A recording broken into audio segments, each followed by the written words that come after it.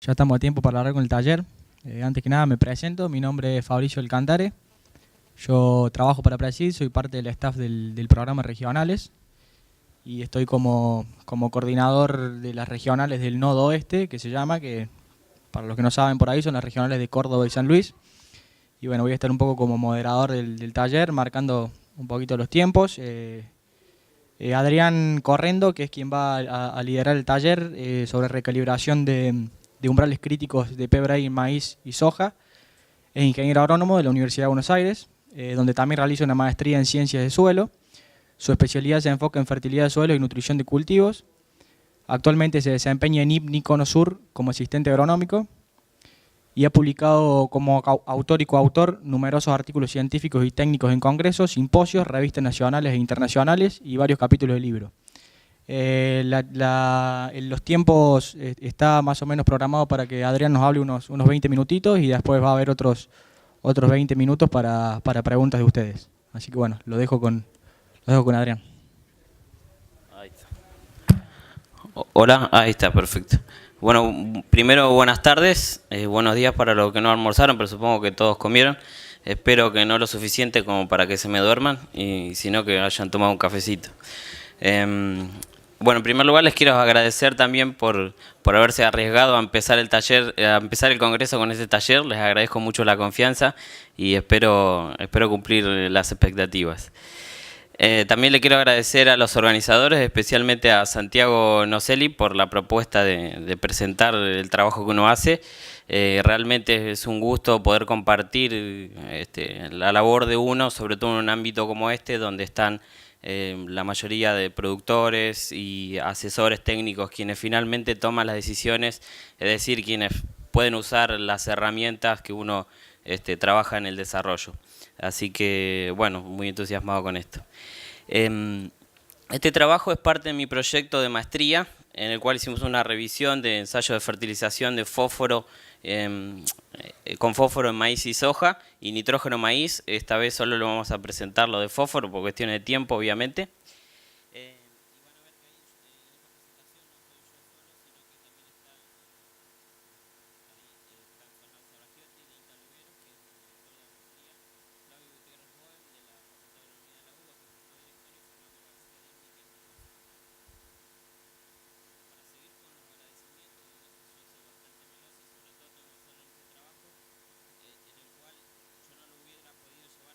Si no fuese por la buena voluntad y predisposición de muchos investigadores, de referentes en fertilidad de suelos en Argentina, que aportaron información para este proyecto. Ahí van a ver muchos nombres de distintas instituciones: INTA, CREA, Facultad de Agronomía, centros documentales de INTA, la verdad que mucho, APRESID, Fertilizar, IPNI, bueno, donde yo trabajo. Así que gracias a todo el aporte ese, yo puedo mostrarles hoy este trabajo. Para describirles un poco el escenario, y esto está bastante trillado, esto van a decir otra vez con lo mismo, pero la verdad que hasta que no mejoremos los números vamos a seguir con lo mismo. Es que en Argentina hay una muy baja adopción del análisis de suelo como herramienta de diagnóstico, y esto hay que pensarlo, sobre todo que estamos en la época de la agricultura de precisión.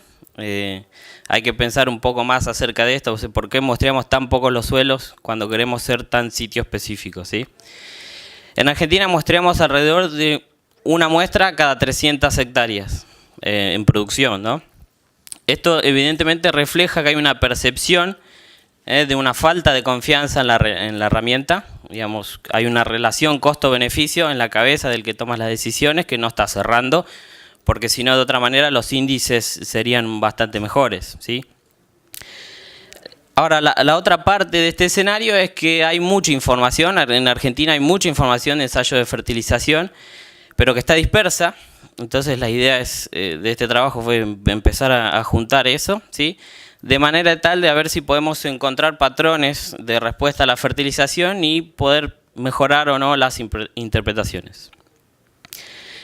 En este sentido hay dos hipótesis bastante fuertes que siempre se hablan, son Vox Populi, digamos, pero nadie le pudo poner número finalmente porque, digamos, no tenían la potencia suficiente en cantidad de ensayos o en dispersión geográfica, variabilidad ambiental, como para comprobarlo.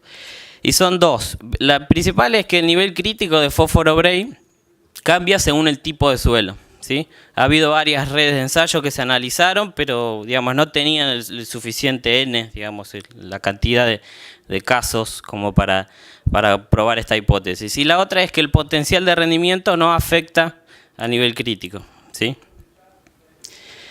En la metodología que utilizamos, como les fui adelantando, tiene que ver con construir y estudiar bases de datos de ensayos de fertilización. ¿Qué datos? Bueno, acá les voy a mostrar los más básicos. Cada ensayo que ingresó a la base de datos tenía que provenir de un diseño que tenga repeticiones, al menos 2, ¿sí? Como para que tenga una validez estadística. Tenía que tener un valor de análisis de suelo, ¿sí? En el cual se hizo ese ensayo. Tenía que tener los rendimientos por cada tratamiento, al menos tenía que tener un testigo y un tratamiento fertilizado, ¿sí? Que la diferencia entre ese testigo y fertilizado solo sea el nutriente en cuestión, en este caso fósforo, ¿sí? Y después lo que se llamarían los metadatos, ¿sí? Que son datos adicionales a lo que es la fertilización, que tiene que ver con datos del sitio, variables de suelo, de clima, manejo, etc.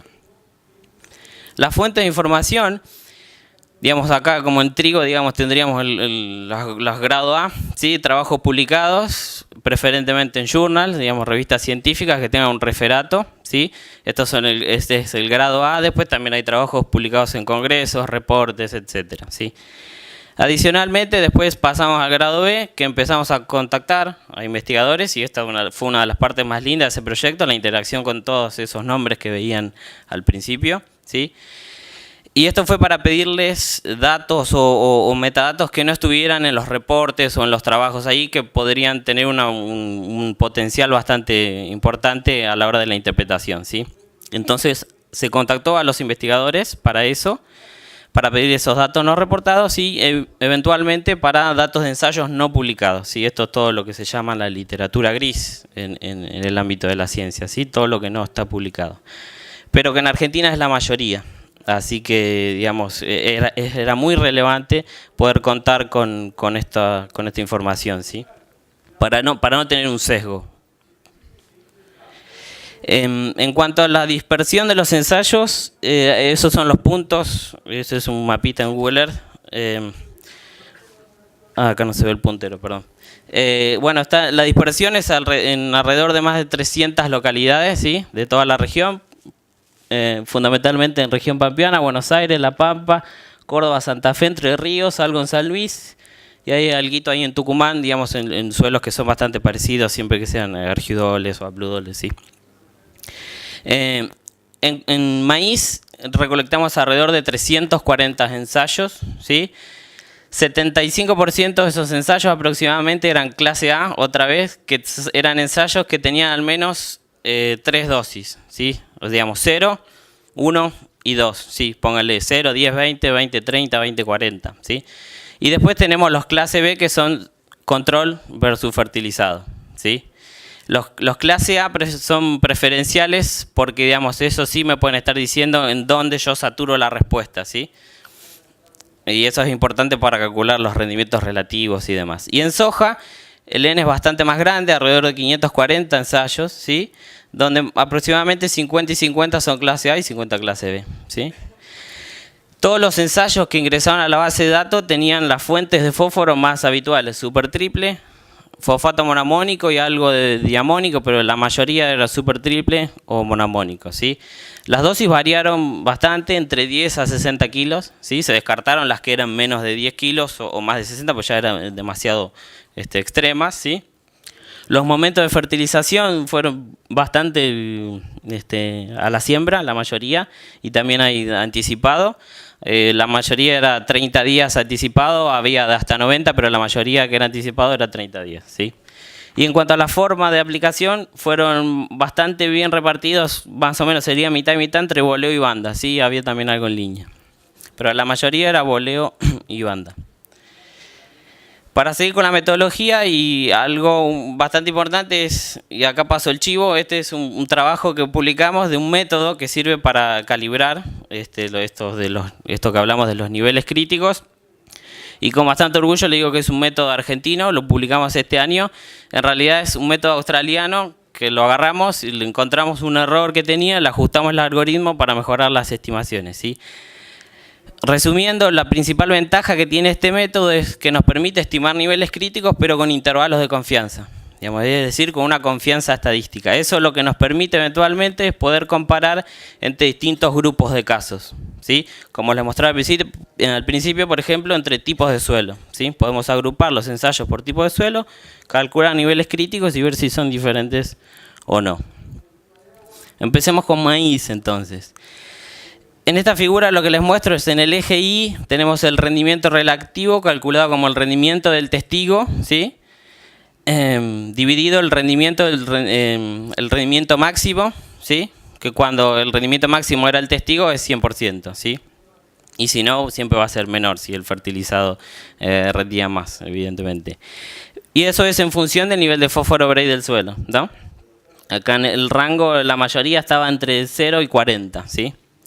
Después hay algunos datos un poco más altos, pero si ven están todos ahí en el cuadrante superior. Ahí lo que tenemos es en amarillo los suelos más arenosos, todos los apludoles, aplustoles, había unos subtipsamen también. En azul o celeste tenemos los argidoles, más que nada típicos, la mayoría franco-limosos, ¿sí? Y en rojo tenemos suelos vertisoles o argidoles vérticos, algunos argidoles acuivos que eran bastante arcillosos, ¿sí? Entonces lo que hicimos fue dividir en 3 grupos. Ahora hagamos un poco de zoom ahí.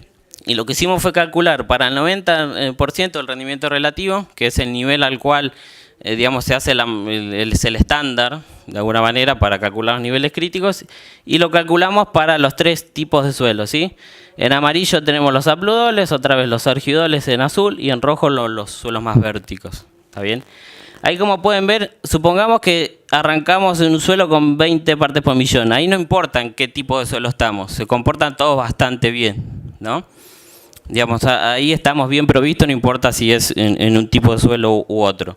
Pero a medida que vamos bajando, supónganse que vamos reponiendo menos de lo que nos llevamos con los cultivos, vamos bajando, y ahí vemos que no es lo mismo estar en un suelo más arenoso que en un suelo más franco, díganse, o un suelo más arcilloso, ¿sí?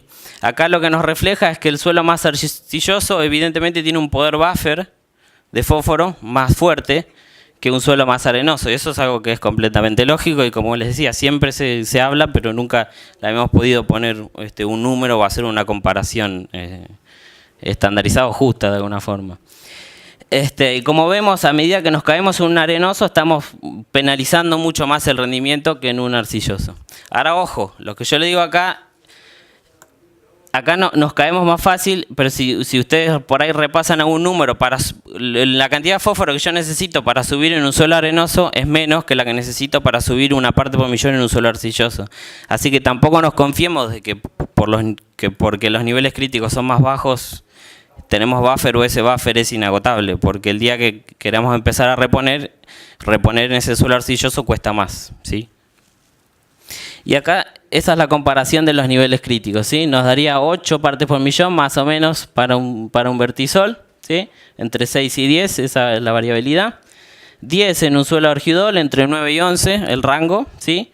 Y casi 13 en un suelo más arenoso, en los apludoles, aplustoles, entre 11 y 14, ¿sí? Eso para el 90% de rendimiento relativo. Ahora vamos con soja. Otra vez lo mismo. En amarillo los arenosos, en azul los argidoles y los vérticos en rojo, ¿sí?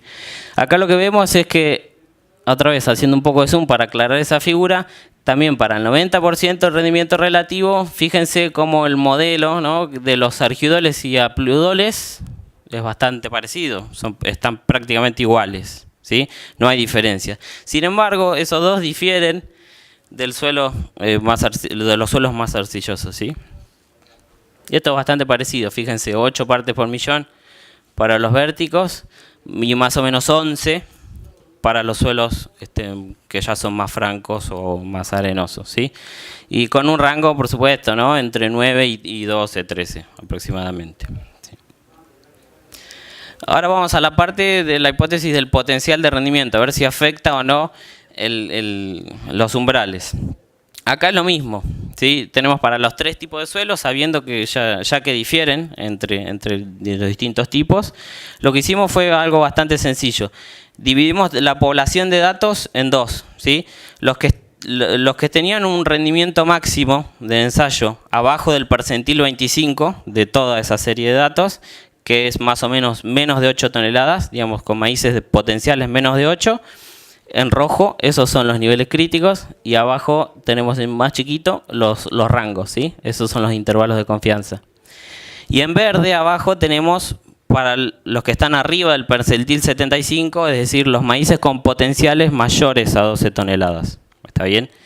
Si yo no voy a entrar mucho en detalle acá, pero si ustedes miran y ven los rangos, están todos superpuestos. Digamos, pareciera que hay alguna diferencia, pero al menos estadísticamente no podemos decir que sean diferentes. ¿Está bien? Y para soja también hicimos lo mismo. Abajo del percentil 25 de rendimiento máximo, menos de 2.8 toneladas de potencial, o arriba del percentil 75, más de 4 toneladas, ¿sí? Otra vez, acá no vemos diferencia, incluso hay unos números que se cruzan ahí, que nos dan más alto en potenciales bajos, pero estadísticamente no son diferentes, ¿sí? Los rangos están superpuestos. ¿Está bien? Entonces podríamos decir que el potencial de rendimiento no estaría afectando al umbral crítico. Ahora bien, ahora una especie de bonus track. Está la otra pregunta, porque el estándar para calcular niveles críticos es el 90%, ¿sí? Pero la idea cuando usted nos pregunta, bueno, ¿cuál es el nivel crítico en soja? ¿Cuál es el nivel crítico en maíz?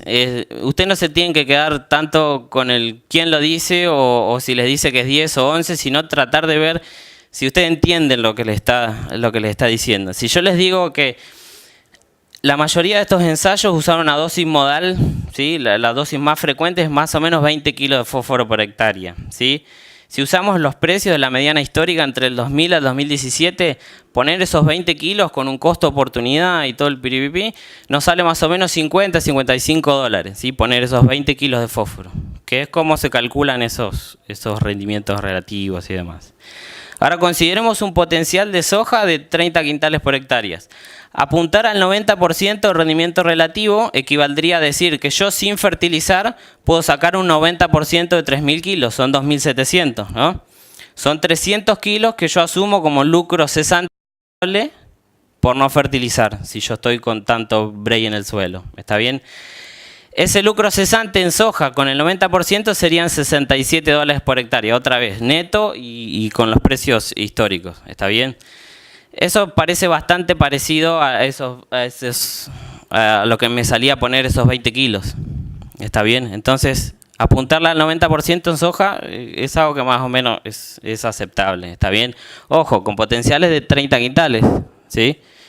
Ustedes vean para su caso, si usted tiene un potencial más alto, esos números van a cambiar, ¿sí? Y por ahí se parezcan un poco más a los de maíz. En el caso de maíz, un rendimiento potencial alcanzable, creo que en la mayoría de los sitios, 100 quintales, es algo, como potencial estamos hablando, es algo aceptable, ¿sí? Perder el 10% de 100 quintales son 1.000 kilos de maíz. 1.000 kilos de maíz, el precio histórico son 100 dólares por hectárea. Y a mí fertilizar me salía 50, 55. Es decir, el nivel de rendimiento no afecta el nivel crítico, pero ojo, veamos para cuánto nivel de rendimiento relativo está calculado ese nivel crítico, ¿sí? Porque si yo lo calculé para el 90, me estoy perdiendo 100 dólares por hectárea, lo estoy asumiendo como una pérdida aceptable, cuando si yo apuntara al 95%, ¿sí? Ahí esa pérdida o ese lucro cesante es bastante más parecido a lo que me sale fertilizar, ¿sí? Entonces, en soja estaríamos ahí entre 8 y 13, está bien, dependiendo del tipo de suelo, pero maíz ya quedarnos en esos valores de 10, 12, 13, nos estamos quedando cortos, ¿sí? Habría que apuntar un poco más alto, ¿sí? Si apuntamos al 95%, esos niveles ya suben más a 15, entre 13 y 18, dependiendo del tipo de suelo. Esto es bastante similar, nomás que es otra forma de verlo. Esto es una forma probabilística, si ustedes quieren, en la que en el eje Y tenemos la frecuencia acumulada de casos, ¿sí? Y en el eje X tenemos la eficiencia agronómica, es decir, cuántos kilos de maíz saco por cada kilo de fósforo que se puso. ¿Está bien? Otra vez para los tres distintos tipos de suelo. En rojo tenemos los suelos que están por abajo del umbral del 90%. ¿Sí? En amarillo tenemos los suelos o todos los casos que están en un nivel que hasta el nivel del 95%, el nivel crítico, que por ejemplo un argidol sería 10 partes por millón, abajo de 10 partes por millón en rojo, que esté entre 10 y 15 en amarillo y arriba de 15 en verde, ¿sí? Eso, digamos, sería el semáforo de la fertilidad fosforada. Si ustedes ven en un vertisol, todo lo que está a la derecha de la franja gris es el percentil, está entre el percentil 25 y 75 de la relación histórica de precios. Es decir, todo lo que está a la derecha paga la fertilización. ¿Está bien? Fíjense, cuando estamos en los rojos, siempre esa frecuencia es más alta que los amarillos o los verdes. Incluso se sigue esa escalerita, ¿verdad? Y fíjense cómo los vertisoles, a lo mismo que veníamos antes, esa cantidad de casos que paga la fertilización se dan una frecuencia más baja respecto de los otros, del tipo de suelos más gruesos, si ustedes quieren. Y fíjense ahí, no, otra vez, el gradiente de fertilidad, ¿no? En rojo, amarillo y verde. Está bien.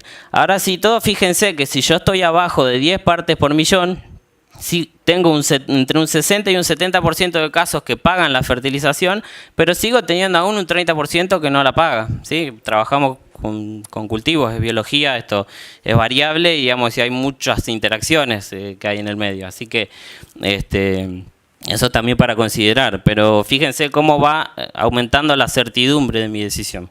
Sí, ya terminé. Ahora lo mismo para soja, y acá no voy a entrar en detalle, el esquema es el mismo, veámoslo para el suelo arenoso, y si ustedes quieren después compárenlo con los suelos más arcillosos que están a la izquierda. Fíjense otra vez, en un suelo arenoso, si estamos abajo de 11 partes por millón, tenemos casi un 80% de casos que paga, ¿sí?, la fertilización. Si nos vamos a un rango entre 10 a 15, esa frecuencia de casos baja un 50% aproximadamente. Y si estamos arriba de 16, ahí es, sí, 16, ya esa frecuencia cae dramáticamente a menos del 10-20%. ¿Está bien? Esto es algo completamente lógico, pero está bueno ver los números y ver cómo el análisis de suelo reduce la incertidumbre. Y esto es lo que una herramienta le tiene que proveer a ustedes, ¿sí?, para que la utilicen, ¿sí? Que les tiene que reducir la incertidumbre, no les va a decir toda la verdad, sino que los va a arrimar un poco, ¿sí? Pero lo fundamental es esto, miren cómo el análisis de suelo reduce la incertidumbre en las decisiones. Entonces, bueno, a modo de conclusión, repasando, decíamos que el nivel crítico cambia con el tipo de suelo, ¿sí? Que el potencial de rendimiento no afecta al nivel crítico, pero otra vez siempre fíjense cuando le dicen un umbral para qué nivel de rendimiento relativo está calculado, ¿sí? Porque eso les va a decir a ustedes qué les significa tomar una decisión usando ese umbral o no. Y después, cómo la incorporación de una variable descriptiva bastante simple, como es el tipo de suelo, mejoró notablemente la interpretación de la información. ¿Está bien? Y ahora yo voy a usar una frase que la decía un psicoanalista, Carl Jung, que decía que quienes no se conocen a sí mismos no son capaces de transmitir sus verdaderas necesidades, ¿sí? Esto nos pasa como personas y también a los experimentos le tenemos que aplicar el mismo criterio, ¿sí? Experimentos que no están bien descritos, que no tienen buena calidad de metadatos, no nos pueden decir bien qué es lo que necesitan porque nosotros no los estamos caracterizando bien. ¿Está bien? Entonces, esto es un llamado a que tenemos que documentar la información que tenemos, ¿sí? Porque la información es un legado, ¿sí? Y que la integración de la información es algo que es inevitable hoy día con todas las tecnologías que hay. Es algo que inevitablemente va a pasar y lo podemos hacer bien o lo podemos hacer mal. Eso depende de la voluntad de nosotros. Bueno, hasta acá llegamos y muchísimas gracias por la atención.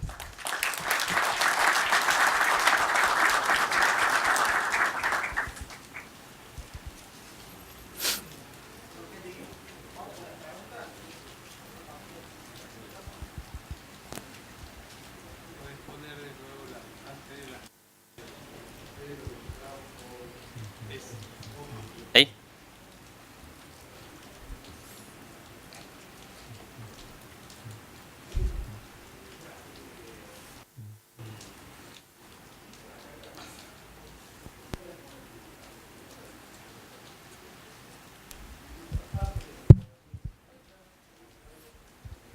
Hola, hola.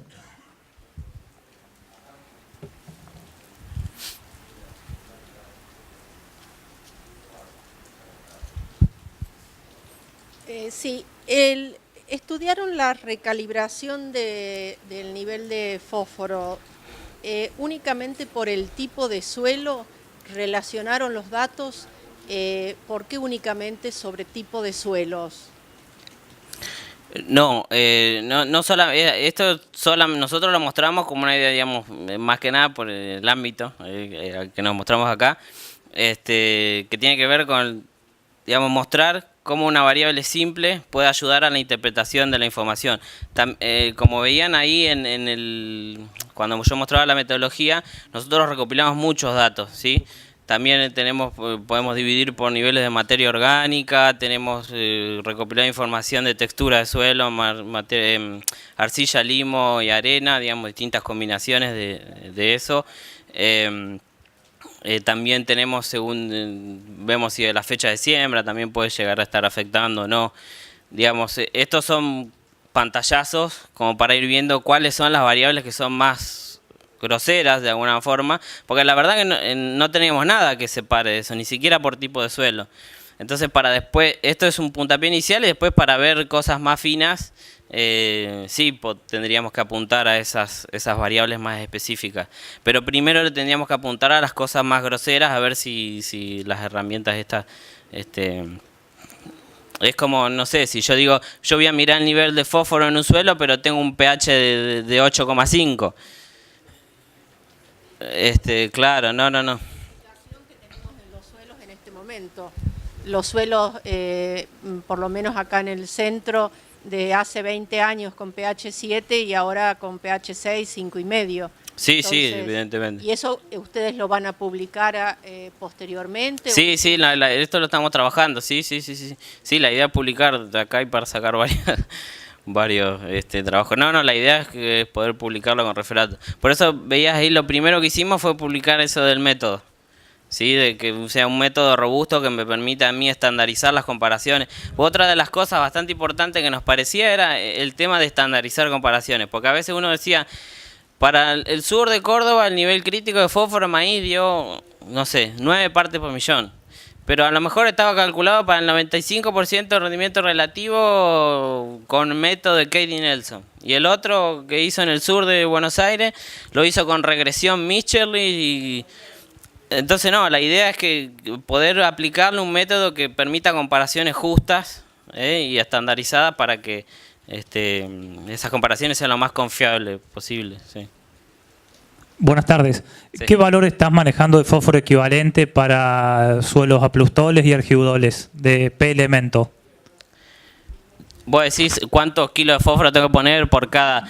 Para aumentar un ppm. Sí, eso depende... A ver, hay un trabajo, te voy al otro extremo, en Entre Ríos, el año pasado publicó Pedro Barragelata de INTA Paraná, en suelos vérticos, vertisoles y algidoles vérticos, le dio 7,2 creo kilos, ¿no? De fósforo para aumentar una parte por millón. Eso lo vio con experimentos de largo plazo, ¿no? Y ver y hacia la relación entre el balance y el cambio de fósforo. Y por ejemplo, para el sur de Córdoba, sur de Santa Fe, en la red CREA Sur Santa Fe, nosotros manejamos con suelos apludoles o argidoles francos, estábamos manejando 3 kilos. Perfecto. ¿Sí? Gracias. Eso es bastante variable, ¿no? La idea de eso es siempre también ver que sea lo más parecido a mi condición. También otros valores de Quintero. Adrián, Sí. una pregunta. Los umbrales para maíz, ¿diferenciaron lo que es primera, maíz de primera?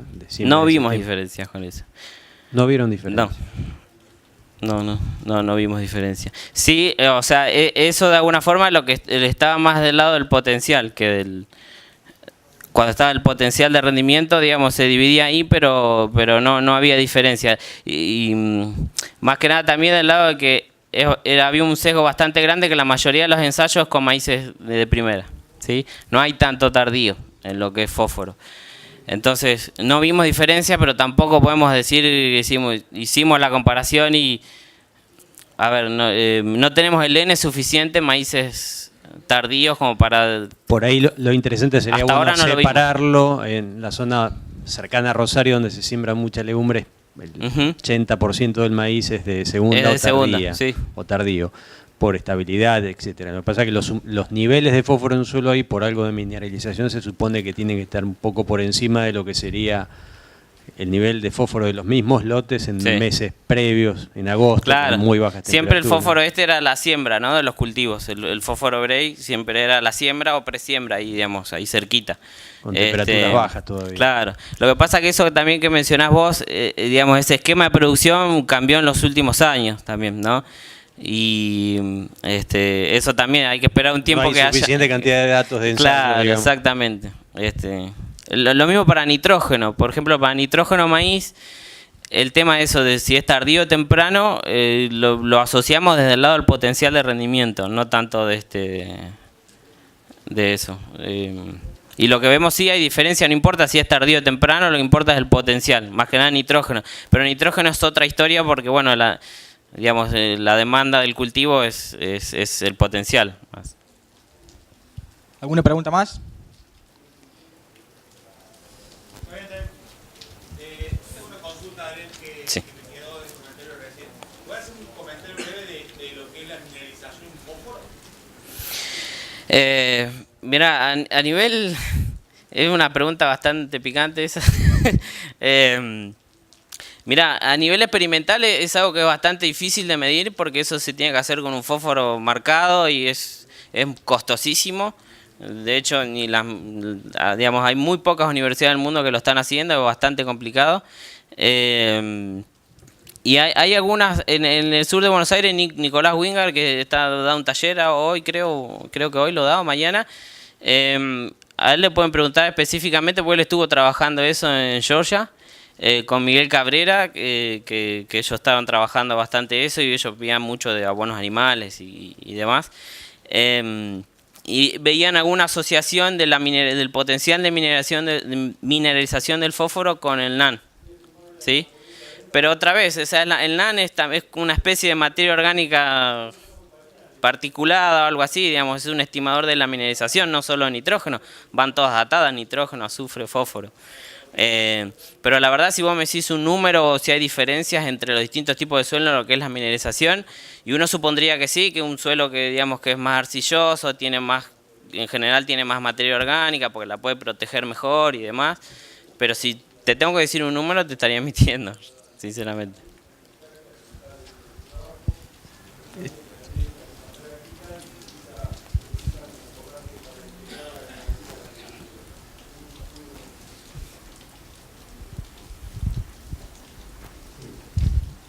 Sí, dos preguntas.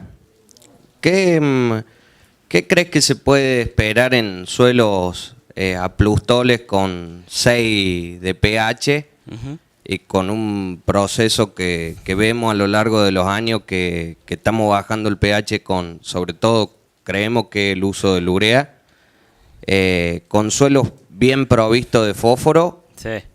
Muy bien provisto de fósforo, arriba de las 25 partes. ¿Está Jesús María? Por ahí. Y después nosotros venimos por una iniciativa de productores poniendo yeso para ver si modificando el pH con algunos puntos nos cambia la provisión de fósforo, si hay alguien que estudió eso. Pero, y después, la otra es si toda esta situación de los anegamientos y demás la esté estudiando alguien también con la provisión de fósforo. ¿Qué nos va a pasar en los suelos con respecto a eso? En la primera, por ahí me confundí un poco porque me decís, está pH 6 y estás enyesando, ¿querés bajar el pH? Tendrías que estar si quisieras subir un poco tendrías que estar encalando. Sí, lo normal, lo razonable sería eso. Sí. El tema que teníamos alto en rendimiento que no nos explicábamos con el yeso. ¿Por qué? Que bueno, este año lo íbamos a medir mejor. Pero la pregunta era más por el lado de estar usando urea, mucho urea, estar bien provisto de fósforo con 25 partes. Y cómo se comportaban los aplustoles en esa situación, ¿me entendés? Con la fertilización fosforada, ¿qué respuesta podemos esperar? No, ahí lo primero que yo te diría es que la acidificación no tiene que ver, por ahí no tiene que ver tanto con la urea, sino con por ahí la historia de extracción que tengas de la extracción de bases. Los suelos más arenosos en general tienen una SIC más baja y tiene un buffer también más bajo en lo que es bases, y entonces en la medida que vos exportes calcio, magnesio, potasio y no repongas, que es lo normal de la agricultura nuestra, tu pH va a bajar. Y también puede bajar un poco con la urea. Pero esa acidificación de la urea es bastante puntual y tenés que usar dosis muy altas y durante bastante tiempo como para que bajes tanto en el pH. Lo más significativo yo te diría que en esos casos es la exportación de bases, ¿sí? Que tengas que estar prestado atención a eso. Por ahí que midas tu SIC, midas la saturación que tengas, ¿sí? Y que lo veas por ese lado. Y también puede ser que la respuesta a esa yeso que tenga que ver con el azufre. Tendrías un potencial de respuesta a azufre, o sea, no necesariamente tenga que ver con el pH. Y la otra pregunta del tema de las inundaciones es una pregunta que nos hacemos todos, digamos, durante las últimas 2 o 3 campañas en muchas zonas viene pasando, digamos, una desgracia, ¿no? Con los suelos que la verdad no sabemos cómo se van a comportar, lo tenemos que estudiar. Ojalá, digamos, haya proyectos y gente interesada en empezar a evaluarlo eso, que realmente va a ser necesario. O sea, usted póngase toda la zona del oeste de La Pampa, digamos el oeste de Buenos Aires, ahí el noroeste, que está bastante complicado con el agua. El día que el agua baja ahí, o mismo en el sur de Córdoba, cuando se empieza a ir el agua, la verdad que no sabemos con qué nos vamos a encontrar. Otra vez, la mejor herramienta que podemos llegar a tener es analizar cada situación, muestrear los suelos, ver qué cambio pudo haber o no. Pero, digamos, no tengo la respuesta, si vos la querés hoy, de eso. Esperamos que sí, que haya grupos de investigación que empiecen a tratarlo, pero hoy por hoy no sabemos. ¿Alguna preguntita más? Quedan 5 minutitos, así que si alguien quiere aprovechar para... En la medida que vos puedas georreferenciar, sí. Sí, en la medida que vos puedas hacer eso, sí. Sí, porque también, o sea, si vos georreferenciás, también por ahí podés ser más preciso en la reposición de tu fósforo. Sí, vos lo superponés la capa de fósforo con la extracción también y ahí ves, bueno, cuánto quiero poner o no en cada zona. Pero otra vez, digamos, la alarma más grande que tenemos es que muestreamos muy poco el suelo. Y lo alarmante es que hay algunos que muestrean muy bien el suelo, que están trabajando en agricultura de precisión y hacen muy bien el muestreo, pero hay otros que entonces directamente no muestrean nada. Y ese es el problema más grande. En la medida que vos puedas ser más específico en tus decisiones, encantado, buenísimo. Pero lo primero es, bueno, muestrear el suelo.